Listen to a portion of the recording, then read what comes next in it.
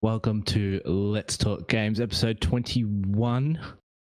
Now we can do bomb sex and not just drink. I didn't forget my name this week. Yeah. That's good. As you can see, I've got Uncle Chunt in the middle and Jamie to the right. How you doing, boys? Fabulous. Just like off the top, we need to talk about our first episode of Downloading Soon went up this week. And it's already our most popular video on the entire channel. So thanks to everyone that was watching, and hopefully we can get a few more subscribers from that. That'll be good. Yay. Fable. You mentioned Fable. You mentioned Fable, and people perk their ears up. That's why they're remaking it, isn't it? Yeah. Telling you. So keep your eye out for this week, because we'll have another one coming up regarding Spider-Man Miles Morales. So that'll be fun. Jamie's favorite game.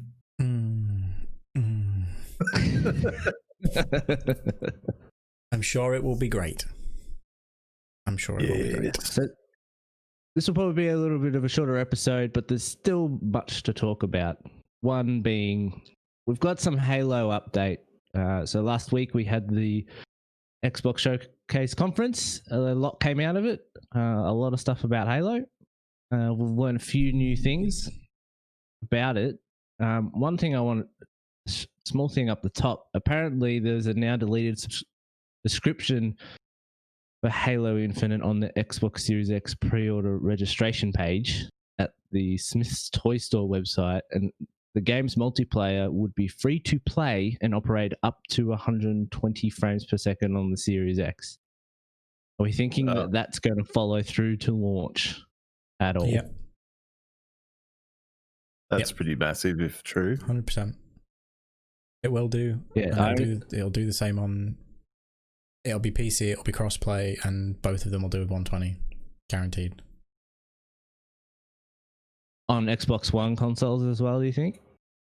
No, because an Xbox One can't output 120. Yeah, so the box itself can't do it. Don't you find that that's a little bit of a wee disadvantage to people with the Xbox One?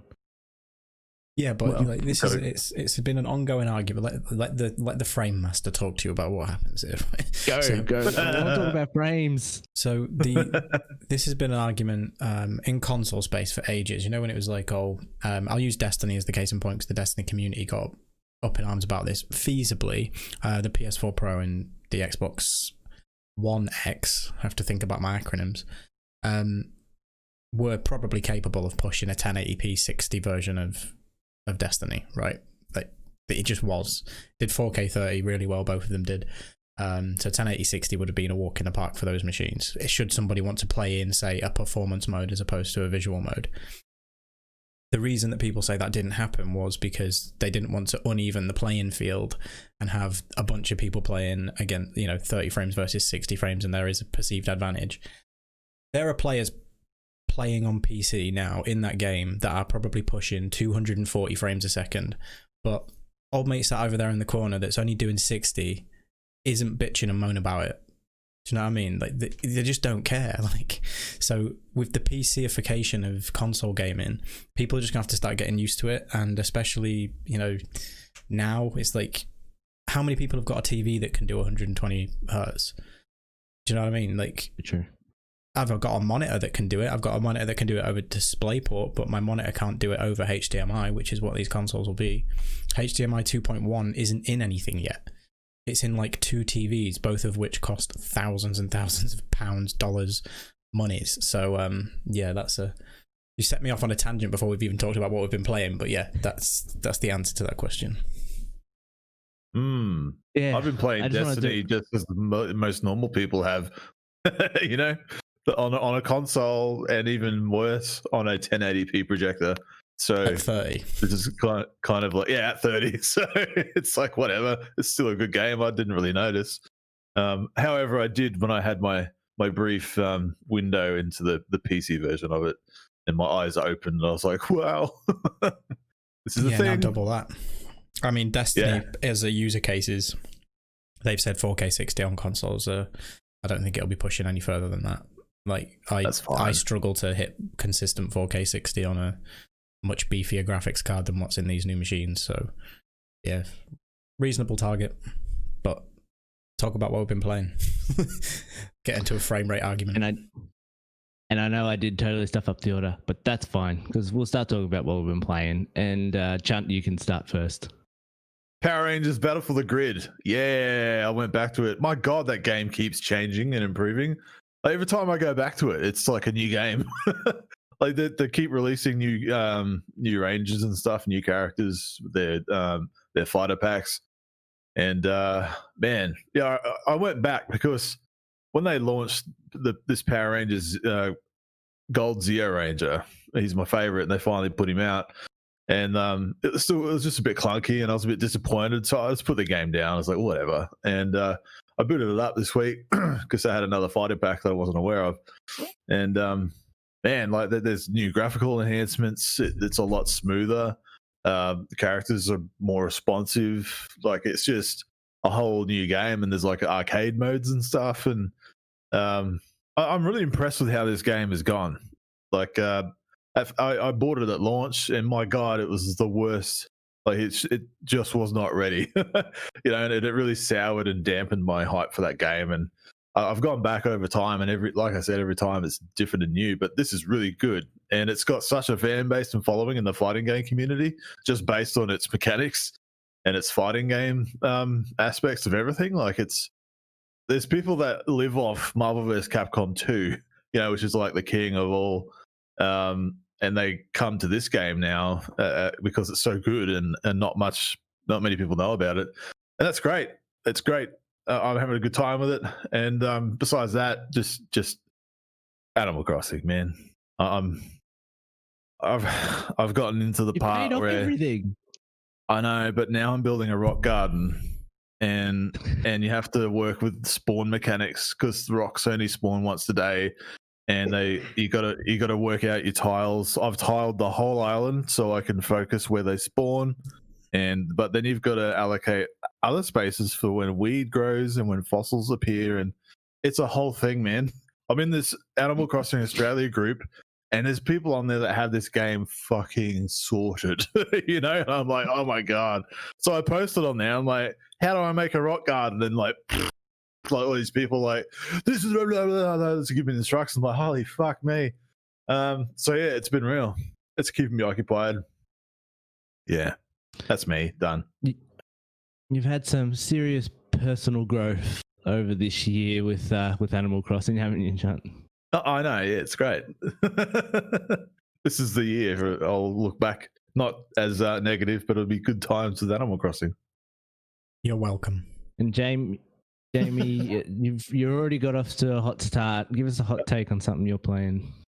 The only thing I played a bunch of this week is Assassin's Creed Odyssey. Like, I've got lost in it again. I think I said to you guys the other day, I hit sort of a 12-hour play session, nearly 13 hours play session, and was like, all right, I've kicked through the bit that was getting a bit long in the tooth, and now things are happening again. So I think I'm aiming to get that finished in the next week.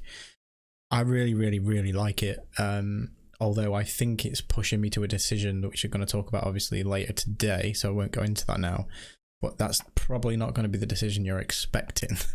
But it's pushing me to a decision that we'll discuss later on. And yeah, when that I played a little bit more FIFA, I realized I was playing Ultimate Team because they were like, oh, we're doing a preseason thing for next season's game, so you can start earning stuff in next year's game now. And I was like, oh, cool. At least that's something, like a reason to get a reward out of it, and then realize that I'm probably going to jump back to Xbox next year rather than playing on PC. And then I got excited because I thought, oh, they're doing crossplay, but they've also not confirmed if that extends to Ultimate Team yet. So yeah, some things to think about there. But other than those two, nothing. I'm chomping at the bit for Fable. I want to get through Fable 3, but I want to finish Odyssey first, which is giving me some motivation there. Oh, and I played a little bit of Master Chief Collection on my iPad because xCloud was working for 3 hours and now it won't let me sign in. So fun. Wow, well, that's cool, man. How about you, Dan? Yeah, so this week I tried my hand at Bloodborne again. I think this is the third or fourth time I've tried. I got an hour and a half into it and I went, fuck this. I haven't got time. So I've just tried and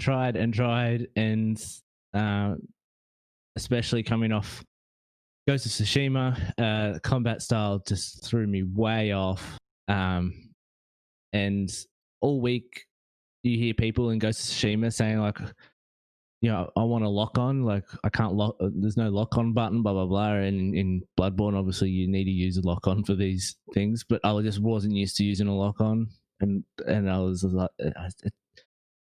I just an hour and a half, and I tried, and it was just not working for me.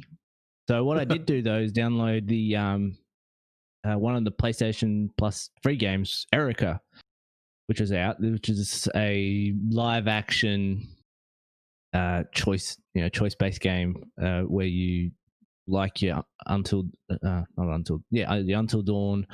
or your Detroit Become Human, where you select the different options what you want to say, but it's all live action. And it also only uses the touchpad on the PS4. Doesn't use any analog sticks, doesn't use any face buttons or anything like that. So you're just swiping to open the book or to pull out a drawer. So creative. It doesn't. Sometimes there are parts where I'm like, it would just be easier to press a button at this point. But pretty good job with the touchpad. It was all right. I think some of the actresses in the show is actually really good. The main character, it's amazing when you have a main character in a game like Mass Effect or anything like that, and you're making the choices that you're happy with them sort of being like a blank slate, because then you get to decide who you want that character to be. But when you see that type of character as a live action person acting as it, you also realize they're not changing any range in terms of their emotion. Because if you have these like real extreme choices, then it would just be so jarring for them to go from one extreme to another or to jump around like that. So in the end, they end up acting it. They say the things in a very similar way all the time, and therefore they don't change as much throughout it. But no, I really appreciated it, and I'll now kick that off and go play something else during the week. I also downloaded Dreams, but I haven't started that yet. Oh boy, play Halo and Dreams. Yeah, I'll see what I can do. All right, so we've already touched a little bit on Halo and Microsoft. Let's just delve a little bit deeper. We mentioned this in the chat last night, and I just wanted to bring it up here on the podcast again, because we've had some updates. And the first thing was from their community manager, and I'm grabbing all this from Kotaku. The first thing that they wanted to mention is that they acknowledge that, yes, we've heard feedback coming from parts of the community regarding the visuals in the Halo Infinite campaign demo. While we see and hear far more positive than negative, we want to share a bit of more context. From our perspective, there are two key areas being debated around the community: overall art style and fidelity. He goes on to mention essentially that they're just wanting to return to that classic art style, which I think we mentioned last week, that it looks more like a Combat Evolved. And he says that it translates to a more vibrant palette, cleaner models, and objects with less noise. Now, from our conversations last week, I don't think any of us particularly had an issue with the art style, did we? Not really. Jamie? Hello? No, we don't have a problem. I think me and Chump both answered at the same time, and it just became one noise. Yeah, cut out. But no, we haven't got a problem with the art style. Art style's good. Yeah, so the next thing was the visual fidelity. So yes, that is where they saw the negative feedback included in the comments around characters and objects appearing flat, simplistic. Mostly positive. Yeah, no. Just fucking just type Halo into Giphy and look at the amount of memes that are already fucking there for old mate's face. Yeah, Craig. So he goes on to say that those are the things that are making it feel dull and flat and an object pop in. We've read your comments, and some homemade examples of retouch content. And yes, we've heard the Digital Foundry assessments. In many ways, we are in agreement. They were not here. impressed, by the way. Did you both see Digital Foundry's assessment? Yeah, I did. And in many ways, we are in agreement here. We do have work to address some of the areas and raise the level of fidelity and overall presentation of the final game. He goes on to mention that the build used to run the campaign demo was a work in progress from several weeks ago, with a variety of graphical elements and game systems still being finished and polished. Earlier in the week, Aaron Greenberg had an interview with Lana Pierce on Inside Gaming, and he mentioned that the demo was from much longer ago. Was it January? That was the date, wasn't it? January was the time that was mooted, yeah. But this is all within a 5 days space. What do we take from this? Are we more nervous? Are we just giving them we'll just give them a pass and say they're just trying to figure their shit out at the moment on the run? No, I don't Jamie, think you give what them, do you think? Yeah, I don't think you give them the pass. I think I said this to you guys yesterday. I think it can be interpreted in two ways, whether it's a case of, oh yes, this demo is a few weeks old or several weeks old, but it could easily have come from a build or a sandbox which they've been using from January. So, they may have compiled something in January. They've been testing things in whilst continual development has been happening to the engine or something like that. That's probably a way around it. That's probably how you'd try and spin it, because otherwise somebody's lying. And is that Microsoft or is that 343? Like, who's in the right and who's in the wrong here? Like, what's the story? In terms of concerns, it makes me more concerned because they haven't got the narrative together. And that usually smacks of misinformation. Somebody's giving us misinformation. Just who it is what we don't know. I'm concerned by a lot of what we've heard about Halo this week. I hope they pull the rabbit out of the hat, but the more we're learning, the more worried I'm getting, because I've been looking forward to this for ages. Like, 5 was a massive letdown. 4 was okay. I haven't really thoroughly enjoyed a Halo game since Halo 3, which was, Chunt, correct me if I'm wrong, but 2008, I want to say, Halo 3. I'll just say yes. It was like a lifetime ago. But that's what I mean. It does feel like a lifetime ago since we had a real good core Halo game. So yeah, very, very, very concerned. And no, I don't think we give them a pass. I think we question it and we go, just what the fuck's going on? Like, Microsoft are putting all their eggs in this Halo basket to be the big thing to launch alongside Series X. And I'll make a prediction. I'll lay my hat on it now. Halo gets delayed. Yeah, that's where I'll leave how that. How does that make you feel? I'll put you on the couch and you can tell us about your feelings. Look, I actually think they'll suck it up and put it out and just update it over time, just so they can have that. We launched a new console with a new Halo game narrative, that hype and all that kind of stuff. Yeah, my hype is kind of just it's treading water at the moment. Like, I loved Halo 4 far out. I loved Halo 4, the campaign and the story, like with Chief and Cortana. Fuck, like if this gets delayed, I'll just go play Halo 4 again, and I'll watch a recap video of Halo 5 because I can't be bothered playing through that again. From the outset, I'm kind of in two minds about what Halo Infinite is doing anyway.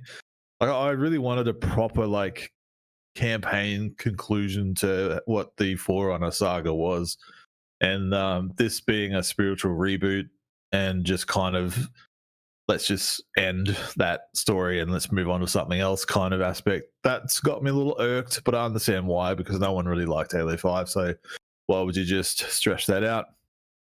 But as for they're yeah, we've got some work to do conversation on it, it's like, well, there's no way in hell you did not see all those issues in that footage that someone would have put together and approved to put out. So unless they saw it and went, shit, this is all we've got, let's just deal with it. Let's just put it out there and let's hope for the best and maybe no one will notice, kind of thing. but everybody did.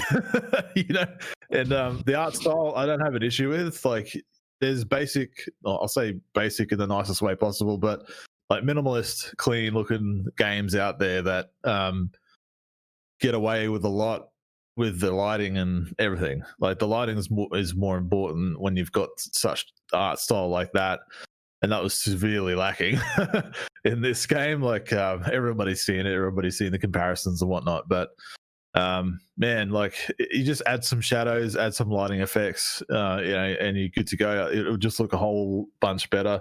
And if the pop-in wasn't there, I could probably look over some of their lighting stuff. And just that whole conversation about, ray tracing is going to be a post-launch patch. Yeah, all right. Why didn't you just put a ray tracing package footage together, like demo? Like, why didn't you just put all your eggs in one kind of, we need to get a really good demo out, not a half-assed one? Like, surely someone could have done it. Like, we're all up in arms and their development's all working from home, blah, blah, blah. That whole, COVID conversation and shit. But I'm sure you could have been like, all right, we need to make a good punch. Let's just put a few people over here and just make this the best they can. And we'll just work on the resources with what we've got in the meantime. Like, I don't know, management, man, like the conversations that come out, whether they're true or not, from people that work there and the employee feedback and all that stuff that's come out recently, it's clearly like a mismanagement problem. And it's really depressing, mainly because the people that work there, obviously their names are attached to such a product, but and then you've got the fan aspect of it where, like Jamie said, we've been hyped up waiting for a new Halo game for 5 years, and this is what they come out with. And if the rumors also are true about a $500 million budget on this game, where the hell did that go? Like, Destiny 1, when that came out, looked like a more fully featured, realized game, besides what we've seen with Halo Infinite so far. And I mean, that's a bit of a brutal take for me, because I try to not be too harsh on developers and that, but eventually you have to go, come on. Yeah, all right. But yeah, look, Jamie, I wouldn't be surprised if they do delay it, but I do think they'll just save face and put it out just for that narrative of, we launched it. Or it'll be a situation where it's somewhere in the middle.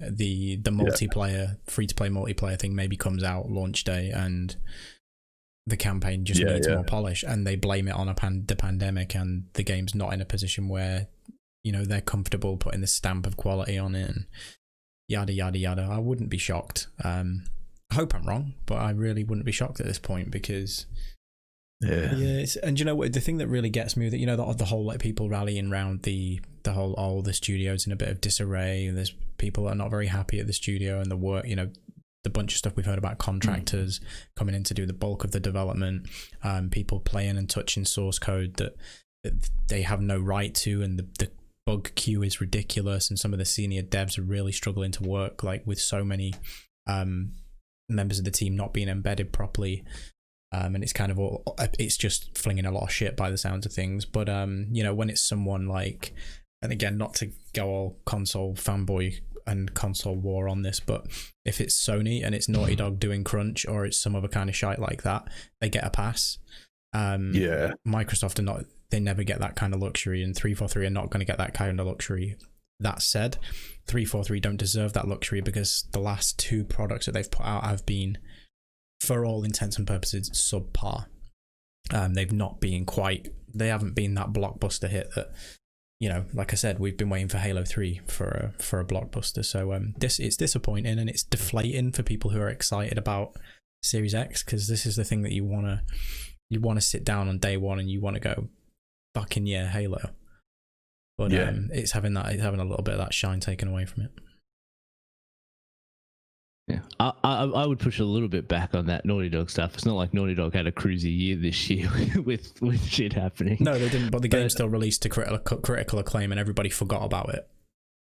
You know what I mean? Yeah. Yeah. Well, that's the issue people have with the Naughty Dog games, is that they are tending to release these really, really awesome, great games, but people don't know how to be like, well, we don't want you to do your stupid, shitty crunch practices but fuck, your games are good and they don't know how to do that. The problem is we haven't had a Halo game in what, 5 years, 6 years.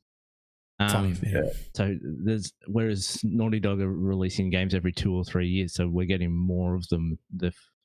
And so it happens more often.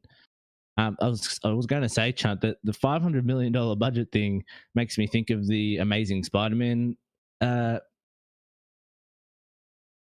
thing that happened back in 2013. So when that movie came out in 2013, it had like a $250 million budget, and people are like, where the hell did $250 million come for that movie?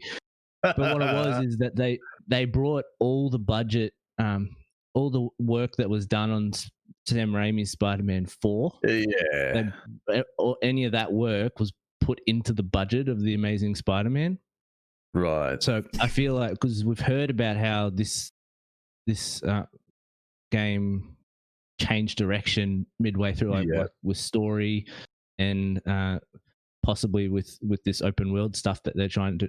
Because we heard news this week that also this game was initially meant to be open world, but they scaled it back.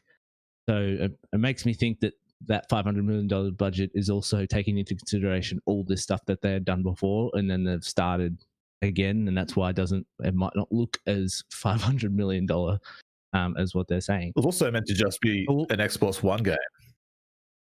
Yeah, and they pushed it out to be on the Series X as well. So, look, I just want it to come out already. I'm already sick of talking about this shit, because it's like talking about what's a good analogy? I don't know, something you're looking forward to. That shit. I was trying to think of something else, but it's just exhausting when you're like, I'm so hyped about this property, but what are they doing? It's like watching a train wreck in super slow motion. It's like, You know what, you almost have to treat Halo now, and you'll get this analogy.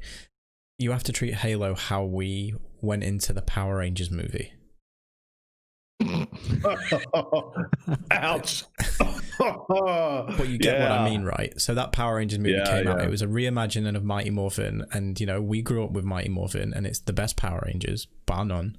And it's like, oh right, so I go into watching this movie going, it's never going to live up to my expectations as a child. I'll come along for the ride and hopefully have a good time.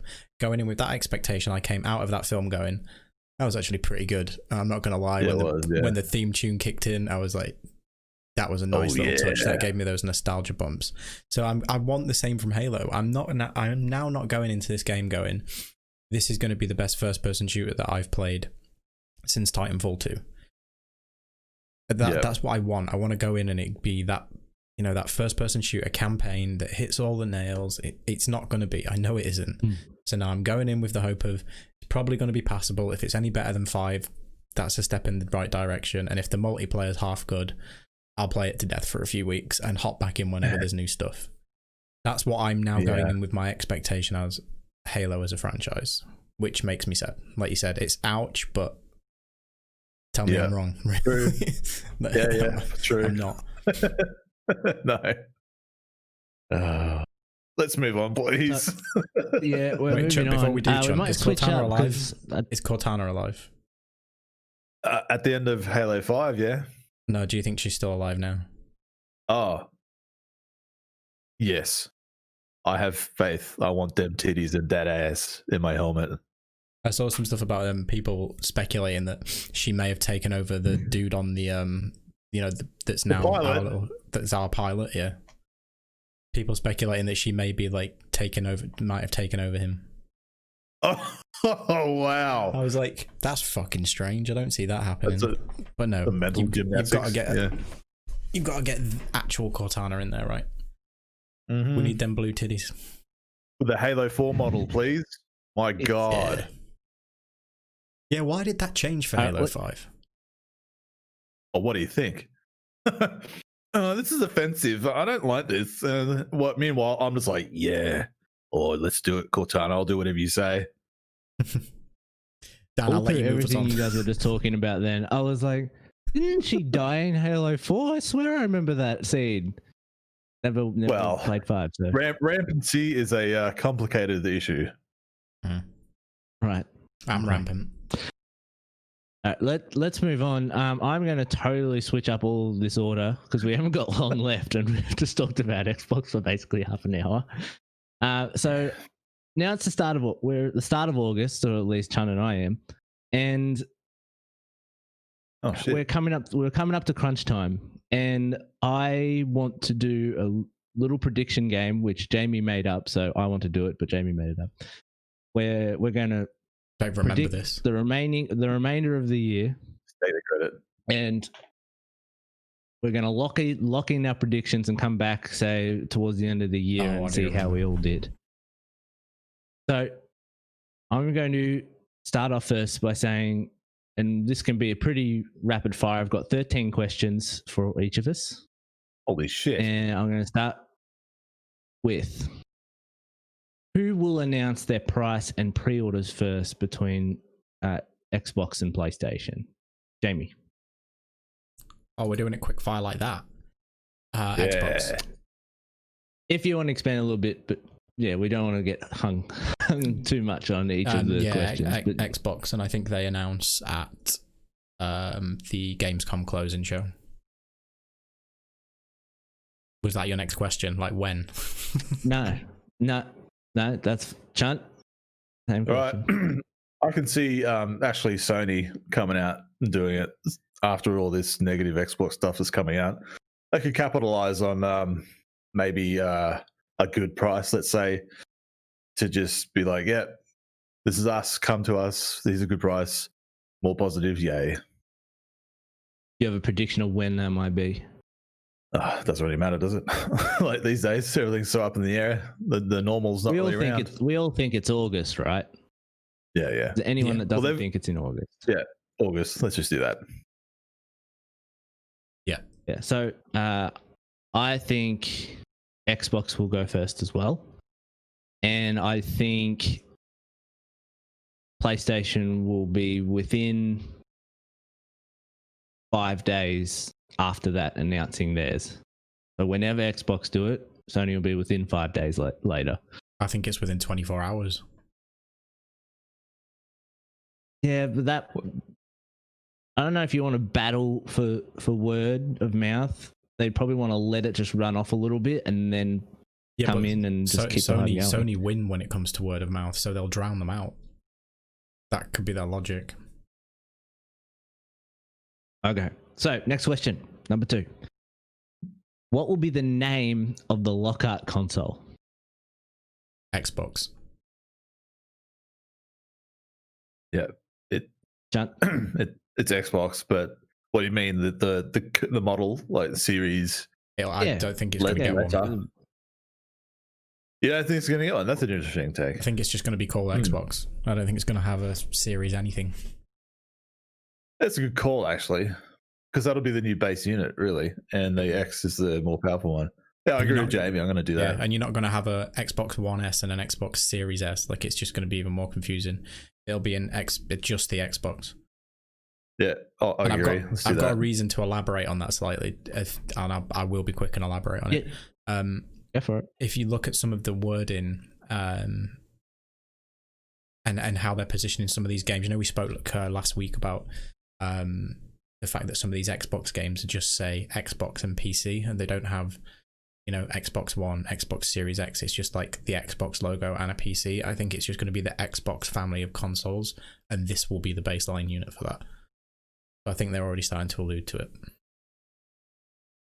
I still think it's going to be a Series S, simply for the fact, like, that's fine. I like the idea of just having Xbox and just having the Xbox family, but with my predictions that I've always made is that in 2 years' time there will be another console release, and I think that's still going to make it confusing if you just release another Xbox and just call it Xbox the same as the previous Xbox. Like, I actually don't think you run into the same issue. I don't think there'll be another mid-gen refresh this time, considering how the world is now. I think this will just be it, this gen. I disagree, but that's not one of the questions. How dare you disagree with me? So sticking with the Lockhart console, when do we think the Lockhart console is going to release? It can be a specific day or month or... Well, the same day as the series. Is that another question? Like, what date? Is the dates another question? Yeah. Yes. Are we doing that now or later? Yeah, you can do both now if you want. I'll just fill it in. I think the Series X and whatever the other console is come out on the same day. And I think that Xbox will launch on the 21st of November. I've got reasons for that as well. Go through our predictions, then you can go. I think all the news and information is leading to a November release at some point. Between the 17th and the 21st, I'm seeing a lot of these dates thrown around. So I'd say, look, if they're going to do both, if they're going to commit to both, it would be silly to kind of release one and then later release another one. If they're already planning on having to, why not put them out the same day? So I'd have to say, between November 17th and 21st. Yeah, so regarding the Sorry, Dan, change console, my date to the 20th, please, because that's a Friday. Right. Yeah, sure do. It will be the 21st for you, but yeah. Yeah, no, I get that. So I am actually going to predict that the Series S, as I'm calling it, will not release this year. It will release next year, November next year. Maybe a little bit before. Maybe it might be October or something, but it will be late next year. I don't think it will be, because I think they actually experienced some success with when they released the Xbox One S, and then saying in a year's time we're going to have this other console. I think they had a good experience with that, and I think they would rather people be rushing out to get the Series X, and then anyone that is trailing off and not wanting to buy the expensive one, they can come out like in early next year or whenever they want to announce it and say, here's another console, but this isn't going to replace the Series X that just came out. This is to replace anyone that has like an existing Xbox One that wants to upgrade, but they don't want to spend the money on a bigger, better console. Yeah. That's how I'm thinking that they're going to do it, but we will see. So the next question was, when will the Series X release? So I'm assuming you guys are both the same on that. Yep. My release,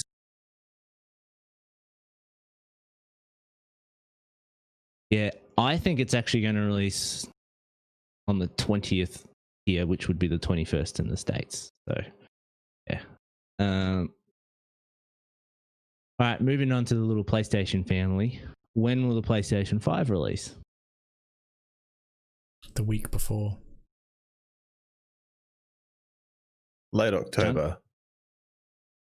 Late October? Yeah. Why are we thinking late October? No, it's not. They're not going to release a console on Friday the 13th, are they? No, I don't think so. The week before That'd that. Be odd. What's that make the date? First week of November. 13 less 7, I can't do maths. The 8th, November 8th. I'll go the last week of October. I think they'll probably want to try and supersede the Xbox release as much as logistically possible. And given how they've ramped their supply chain up as well, those things are getting pumped out. Yeah. Well, I think it's also it's like a movie release where you don't want to, like, you want at least 2 weeks before. If you're going up against another movie that's similar to you don't want to be a week before, because you're just going to eat into each other's profits. So I'd say 2 weeks before as well. So yeah, I'm guessing the 6th Australian time. And Jamie, you're the same period. And with all this being said, with the Series X, how much do we think it's going to cost? We're doing American money, yeah? Yeah, we'll do American money. Keep it similar. The Series X will be $399. Yeah, I was just going to say $399.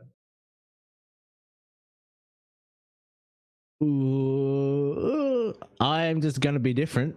because it's good to be different sometimes. Yes. I'm gonna go $4.99. All right. Righto. So next two questions are pretty obvious. Can you give me the prices for the digital and disc editions of the PlayStation 5? $3.99 and $4.99. I think they're going to be pretty equal pricing for both of these boys. Yeah, I think they're both going to be launching a lot cheaper than they intended to.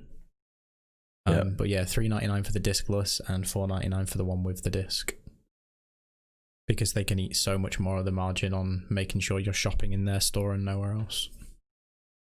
On the Digiverge. Yep. Yeah, I think they're going to go $3.99 for the digital, and yeah, I think they'll $4.99 as well. Yeah, I just don't see. I've thought about going up to like $5.49 or something for the disc space, but if they do that, everyone will just be like, nah. Yeah, well, that's what they want. Like, Like in reality, they want to sell less of that unit. They want to sell more of the digital unit because then they lock people into their store. Yep. and with the Lockhart console, how much do we think it will be at launch? I reckon it'll be actually cheaper than what the PlayStation 5 version will be. So I reckon they could probably get away with it at, I don't know, $250. I mean, I'm in two minds about this because I'm not certain that this console's less powerful. I don't think it is. What if it's just the all digital version? What if it does exactly the same as the Series X does, but it just doesn't have a disc tray? And then I think it's probably lower fidelity or like lower resolution output as well. I like mean, everything has to kind of point to it being sort of Xbox One X graphics level, but with all the bells and whistles of the Series X. Yeah, I'd say $249. Yeah. Mine will be a little different because obviously I still think that the Series X will be the $499, and I think also the Series S will come out a year later, and I think it'll come out a year later at $300 or $299. We'll say $299 to be fancy, because I think that'll just be a huge thing for people that are wanting to upgrade, because they're going to start phasing out the Xbox One S soon as well. And so if they're like, you can't get that anymore. That's the only thing you can buy in the UK anywhere. Like Amazon, are like online retailers, physical retailers. They're not advertised for sale. You can buy a Series S, sorry, fuck's sake, an Xbox One S, or you can buy a SAD edition. That's it. That's an unfortunate name. So yeah, they didn't think that through.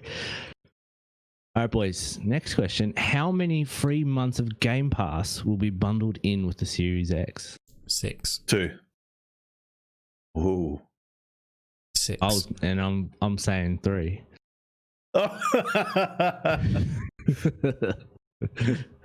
And same thing, PlayStation Plus. None. Yeah, I don't think they'll do it. Maybe 1, if anything. You'll get like a 14-day trial if you're lucky, and that'll be new. I'm putting you down for only 1 because you said it, and it's different to Jamie. So trying to vary something up, you know. Yeah, no, I'm going 3. I think they'll do 3 months. Optimistic. And last question of the day: what will be the highest selling game for the month of November? This is not necessarily related, but I just want Cyberpunk. Your thoughts with all these games coming out, and depending on release dates for certain consoles. What game do you think is going to be the highest selling game? Cyberpunk, irrespective of what else comes out, because it's coming out. Yeah, because of Game Pass, it throws the whole conversation out. Like if Halo launches in November with the consoles, and you got a Game Pass, is that going to be classified as an actual sale or what? You know, a lot of people are going to know. So a lot of people are going to be playing that. But yeah, the smart option would either be Avengers or Oh no, that's September, isn't it? But yeah, Cyberpunk. We didn't talk about that either. Oh. Did you two watch the war table yet? While Dan's tallying those. I did. Oh. I did. What do you think? Thoughts? Yeah, look, it looks decidedly more inviting. I'll say that. The fact that I can play the game solo if I want to with a whole team and curate my own characters and all that kind of stuff, that's pretty cool. Very Ultimate Alliance, right? Very exactly. Yeah, I had those vibes, man. I really did. And that part of it excites me. Again, everybody knows I'm a bit adverse to the grindy looter stuff. So I hope it's not like overly egregious with that. But yeah, look, I will say I'm more excited than I was last time we talked about it. Yeah. No, it was. I enjoyed it. I think it slightly moved the needle. I don't know if I'm yet a day one purchaser, but it's getting close. It's getting really Same. close. If there's like a quiet week and I'm like, I just want something new, it might, like, I might end up getting it like the first week of October or something. It might just be a week where I'm like, you know what? Screw this. The reviews are good. People are having a good time. I want to get in on this. That might happen. Hell yeah. Or maybe I'll be nice to both of you and I'll get you both a Steam key so we can all play together. Oh, goodness gracious! That just means you've got to build your. Just means you've got to get your PC built by then, Chunt. Yeah, true. Yeah, no pressure. There you go. Deadline September, the whatever day that comes. Oh my god! So to answer my own question about the high selling game, I actually think it will be Call of Duty. I think Call of Duty is going to come out either last week of October or first week in November, so it's going to have the whole month. And on top of that, it'll be on everything. Yeah. And also, it's from what was leaked this week on a Doritos bag, it's going to be Call of Duty, Black Ops, Cold War. So one, you're using Black Ops, which is their most popular sub-brand of any of the brands that they have. And Cold War is this new setting, and people will be like, "Oh my god, they're doing something new." Blah blah blah. Whenever that gets announced, I mean, they touched on the Cold War stuff thing in the first Black Ops game, which is arguably the best Call of Duty campaign ever. So yeah, if they've got a campaign set there, I'd probably be quite enticed to play that. It might wind up being the best first-person shooter campaign I've played since Titanfall 2, because Halo sure as shit ain't gonna. Fucking shots fired, Jesus. And that's what you call full circle. And like, because I thought about doing Cyberpunk like you guys, but then I thought if Call of Duty will be out for most of that month, and then you have Cyberpunk only having a third of that time, as well as, and I don't think, I mean, most people might buy both, but with that and Valhalla being literally 2 days apart, and having some people go, well, I'm going to play Valhalla and I'll get Cyberpunk later, or I'll play Cyberpunk at Valhalla, or whatever it is, you're going to have some type of battle between that. And I think Call of Duty is just always a mainstay. Oh, I forgot all that was out at the same time. That was the thing that I thought we were going to talk about, obviously, our shopping list. That's what I was saying. Do we have time? Do we have time to go through the shopping list, or we want to finish up? Not really, because I think that's going to be a. As we've discussed, we just spoke about 3 fucking games there, and it took 10 minutes. So no, I'd say pipe it, but that's what I meant. What I was referring to about I don't think I'll play Valhalla. Definitely not at launch, because fucking hell is Odyssey a commitment. I'm having fun with it, but it is like, when you're in, and I'm in to the end now, so it made me go, do you know what, I'm not going to rush for Valhalla. I'll grab it in a year's time when I'm in a bit of a lull and go, I want to play a massive RPG and check it out then. Valhalla will be sitting there for you if you finish Cyberpunk of it in any time, and if Eve's Gilmore doesn't tank Ubisoft before then. What was that? I want to thank you for today's podcast. It's a bit of a thrown together one, but we got through it. We did fine. I'm happy. We did. Constant level of fine. Thanks, boys. Thanks, Uncle Chunt at Uncle Chunk, and thanks, Jamie at Jamie Nero. I am Dan at Clemo_24. I almost forgot my name again. I don't know why this Your is name's happening Daniel. Are you every week. even Dan? Are you even Dan? And to people who are watching that Tune in- before the next tune in episode next of downloading soon, that reference makes no sense. It's true. That happened on the second episode, didn't it? All right, that's fine. Watch Downloading Soon during the week, and we'll be back this time next week. Bye bye. Wash your hands.